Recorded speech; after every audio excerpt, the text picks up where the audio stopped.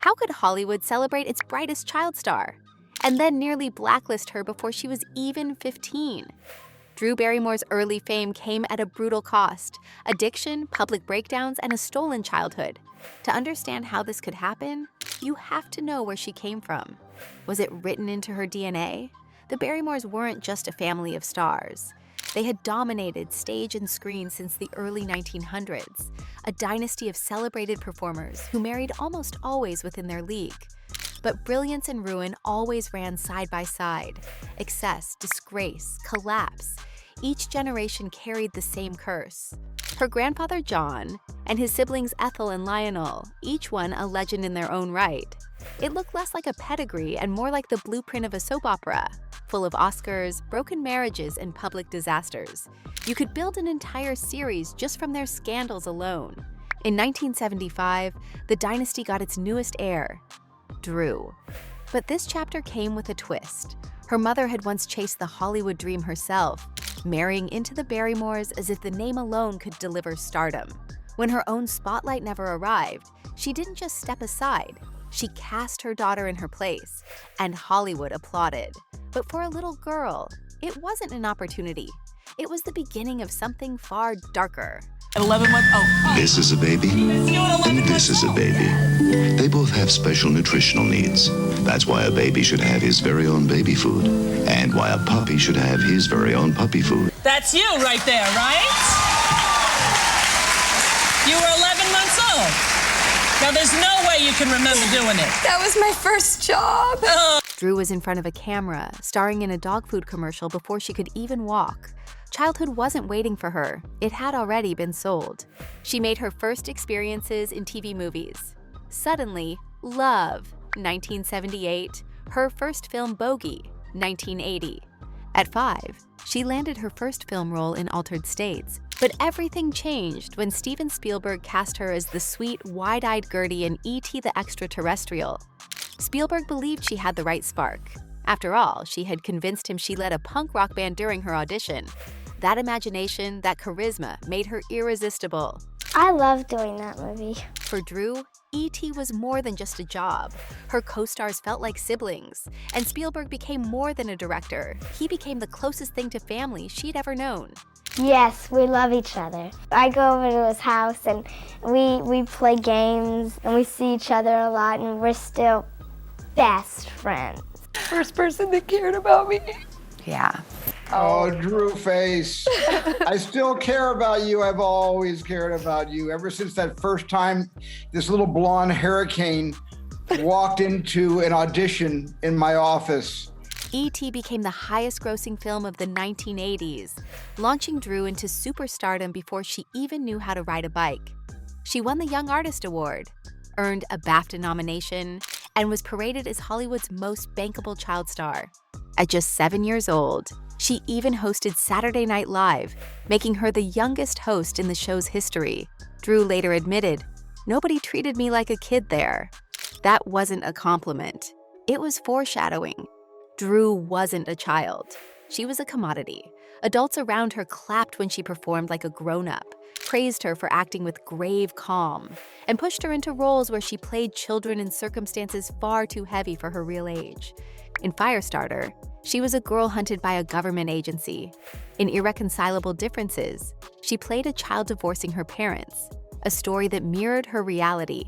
And every role pushed her further from childhood. Soon Drew's story went off the rails. Fame swung open every door. At 8, she accidentally sipped champagne. Alcohol came first, right? Mm-hmm. Where did that first drink come from? I was at a party and I got on a dare that I couldn't down 2 glasses of champagne, and I did. And I got real lightheaded and I fell over. And I loved the feeling. I thought it felt great. By 9, she started downing them in public, rubbing elbows with adults 2 or 3 times her age, and felt great. So you started drinking at 9? Mm-hmm. And I felt so good. All my problem had seemed, to disappear for that hour that I was out of it. And I didn't realize that until I was 9 and I started casually drinking. The PR parties, the celebrity hangouts, the temples of excess like Studio 54 and Limelight were not appropriate for a child. Her mother was never far, sometimes guiding, mostly partying alongside, always permissive, Jade, mom, manager, companion, enabler. She didn't shield Drew from Hollywood's underbelly. She opened the doors. Clubs, after parties, industry events. These weren't adult spaces Drew snuck into. They became her second home. Childhood? Already left behind. Making party along with the most eligible stars, she was being ushered past security like she belonged there. A lot of the time it was for parties that I was invited to. A lot of the time I would walk up and they would be like, oh, it's little Drew Barrymore. Come right in, good publicity, you know? Cameras flashed, champagne spilled, lines were cut in the bathroom, and in the middle of it all was a little girl, not hidden, not shielded. And where were you when she was going to parties and bars at 9? I was never with her at bars at 9, but I would go with her to parties. There were a lot of industry functions and then private social/business functions. And when we got there, we would stay together for time. Then she would go her way and I would go my way. You just decided to just let her have some space? Yes. 9 or 10, that's exactly the age where you need some guidance, some definition, you don't need a parent to back off and give you space at 9 or 10, especially if you were where Drew was at that time. Part of it was the fact that I didn't have a dad. I felt like my mom was abandoning me because she was always off at work. Drew's 10th birthday? Forget cakes in backyards or skating rinks. She celebrated in a bar. Jade called it glamorous, a sign her daughter was already grown, already in the adult world. By 11, Drew Barrymore wasn't sneaking drinks behind closed doors. She was doing it openly, in front of cameras, in the same spaces as the adults who should have been protecting her. The industry barely raised an eyebrow. At 12, she crossed another line. First marijuana, then cocaine. Not whispered experiments in the shadows, but drugs offered freely at the very parties that had turned her into Hollywood's favorite child attraction. To the public, the images still glittered. Drew on red carpets, Drew laughing with stars twice, even 3 times her age. But behind the flashbulbs was a preteen locked in battles with substances that could have ended her story before it began. And this is where the cracks finally showed. Industry insiders began to label her out of control. But few admitted the truth. Hollywood built this drama. The same system that profited from her innocence had thrown her headfirst into its ugliest excess. And the press? They loved every second. The girl they once celebrated as a prodigy was now headline gold. Her unraveling sold as entertainment. By 13, the chaos hit its breaking point. For most kids, 13 means braces and awkward adolescence. She wasn't simply a troubled kid. She was an addict in need of boundaries. For Drew, it meant confinement, structure, and supervision. She was admitted to a rehab and psychiatric facility where she would remain for 18 months. While peers went to sleepovers and school dances, Drew woke up to therapy circles, group sessions, and rigid routines designed to keep her alive. Locked in a padded cell. The experience I had, I was in a place for 1.5 years called Van Nuys Psychiatric. And you couldn't mess around in there. And if you did, you would get thrown either in the padded room or get put in stretcher restraints and tied up. Childhood had been stolen, and now it was being replaced with survival. But it would not last. The spotlight that once made her America's sweetheart now felt like a trap. Behind the smiles and movie posters, she was sinking fast. And it led to an attempt to end her own life. Me as well. Yeah. Twice. I don't know if I really wanted to leave the earth. I was so desperate that I did not know where else to turn. Right. What kind of environment drives a child to that point? But instead of compassion, the story was hijacked. Drew was being dragged in the press as if she were some washed-up adult. The same industry that had built her up at 6 years old was now cashing in on her downfall. Really asking myself, did I want to keep trying to be in films? Because I was totally blacklisted. I'd gotten out of an institution, was not welcomed, not because anybody was mean or cruel, but it was just a fun ride. Yeah. You're done. But addiction wasn't the root of her collapse. It was abandonment. She had no guardrails, no steady hand to pull her back. Her father was gone, and her mother, The one person who should have been her shield pushed her further into the circus. Home wasn't safe. Hollywood became everything: her playground, her stage, and her prison. Every shot at a normal life, school, friendships, even routines, was swallowed by her mother's obsession with keeping her relevant. Instead of protection, Drew got pressure. Instead of boundaries, she got exposure. And when the freefall began, no one stopped it. Drew had been through more than most adults, so Drew made a decision no child should ever have to face. She cut herself free. In 1990, she went to court and petitioned for emancipation. Not rebellion, not drama, survival. Emancipation meant more than legal paperwork. On paper, she was now an adult in charge of her own life, her own money, her own choices. But symbolically, it was something bigger. It was Drew reclaiming control in a world that had stripped her of it since birth. It didn't erase the damage. The struggles didn't vanish. But emancipation marked her first act of defiance against the machine that had profited from her pain. That choice became the first spark of a comeback nobody believed possible.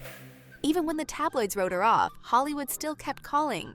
Drew's first major turning point came with Poison Ivy, 1992. Dangerous, seductive, and raw. This was Drew owning her turbulence, proving she could turn scandal into performance. A few years later, Batman Forever, 1995, catapulted her back onto Hollywood's biggest stage. Drew wasn't just surviving, she was holding her own alongside box office titans. That same year, Mad Love explored obsession and instability, life imitating art, or maybe art imitating life. By the late 1990s, comedies and romances became her weapon. But Drew wasn't content to just take parts. She wanted power. In 1995, she founded Flower Films, a move almost unheard of for actresses her age. By producing her own projects, she wrestled back control of her image. Then came The Wedding Singer, 1998. Soft, romantic, disarming. It was the other side of Drew, the one that audiences hadn't seen in years. Playing opposite Adam Sandler, she wasn't a tabloid headline. She was the heart of the film. You're the wedding singer. How you doing? I'm Robbie. I'm Julia. In a story about finding love where you least expect it. The payoff came quickly. Charlie's Angels, 2000, proved she could produce and headline a global hit at the same time.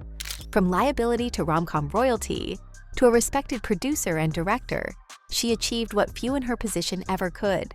But behind the scenes, she was still an addict.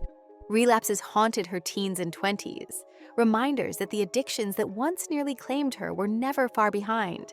Alcohol and drugs remained lurking temptations, the same forces that had threatened to destroy her before. Recovery wasn't a single triumphant moment.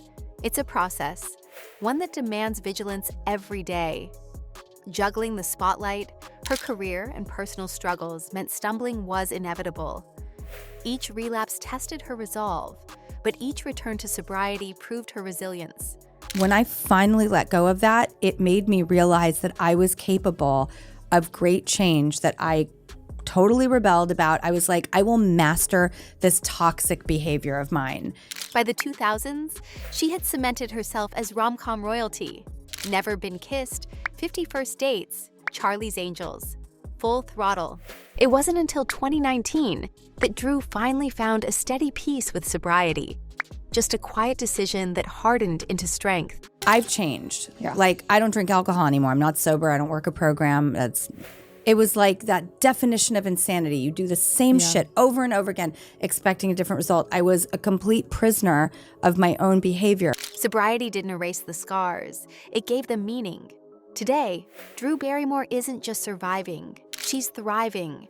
A talk show host, a producer, movie star, a public figure who openly shares her story. She mentors, she creates, she commands attention. Hollywood broke her before she was 15. The question is, did she ever truly escape?